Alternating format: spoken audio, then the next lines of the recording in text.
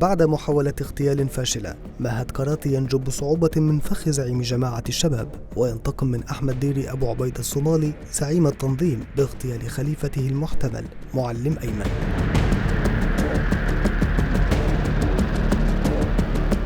والذي وضعت مكافأة ل10 ملايين دولار مقابل الحصول على معلومات تخصه بعد اتهامه بتدبير هجوم على قاعدة عسكرية بكينيا في 5 يناير عام 2020، والذي قتل فيه أمريكيين وكينيين.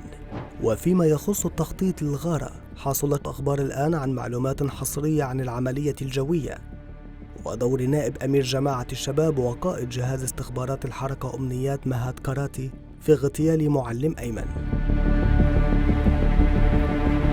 في إطار الصراع بين أمير الحركة وكاراتي على النفوذ والمال، ليستهدف معلم أيمن في غارة بمنطقة جليب بمحافظة جوبالاند في جنوبي الصومال على الحدود مع كينيا. وفي تصريح لأخبار الآن مع مسؤول في المخابرات الصومالية فضل عدم الكشف عن هويته، صرح بأن الإعداد لعملية الاغتيال استغرق أكثر من شهر، مشيرا إلى تعاون وكالة الاستخبارات والأمن الوطني مع فريق من الاستخبارات الأمريكية في التخطيط للعملية. وأسس معلم أيمن جيش أيمن بناء على تكليف من الجماعة في عام 2010، حين كلفته الجماعة مع قواته بشن هجمات في أراضيها ودول أخرى. وبحسب المعلومات التي حصلت عليها أخبار الآن، فإن مجموعة معلم أيمن المسؤول عن الهجوم على مطار مانداباي في كينيا لا يزال أغلبهم على قيد الحياة، وقتل منهم موسى أسد ثم معلم أيمن مؤخرا. لكن اغتيال قيادي بارز في جماعة الشباب بحجم معلم أيمن يتطلب اختراقا استخباراتيا كبيرا للدائرة الضيقة للقيادات في الجماعة. وبسؤال ضابط الاستخبارات الصومالي عن ذلك، أجاب بأن الانتصارات التي حققتها القوات الصومالية ضد جماعة الشباب في المناطق الوسطى دفعت قادة الجماعة إلى الفرار إلى مناطق الجنوب في جوبالاند.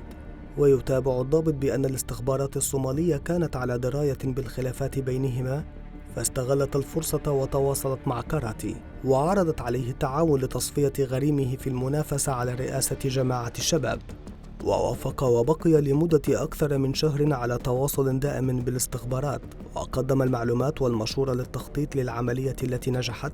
لكن كيف تواصلت الاستخبارات الصومالية مع مهد كاراتي؟ يجيب الضابط بأن الاستخبارات تواصلت مع أقاربه وطلبت منهم إبلاغه رسالة برغبتهم في العمل معه لفترة وجيزة من أجل تحقيق مصلحة مشتركة. وافق كاراتي على العرض وجرى التعاون عبر وسطاء بين الطرفين. وينتمي كاراتي إلى عشيرة هوية التي تعتبر أكبر العشائر في الصومال وتسكن في مناطق وسط البلاد، ولهذا استفاد كاراتي من تلك الحاضنة في وقت كانت الحكومة الفيدرالية غير قادرة أو عازمة على دحر الإرهاب.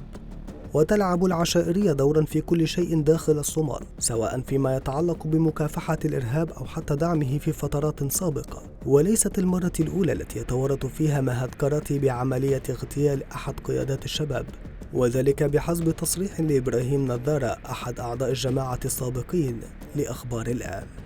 عند تواجدي في الحركة الخيانات التي لاحظتها فيها أو مما أدى إلى تقاتلهم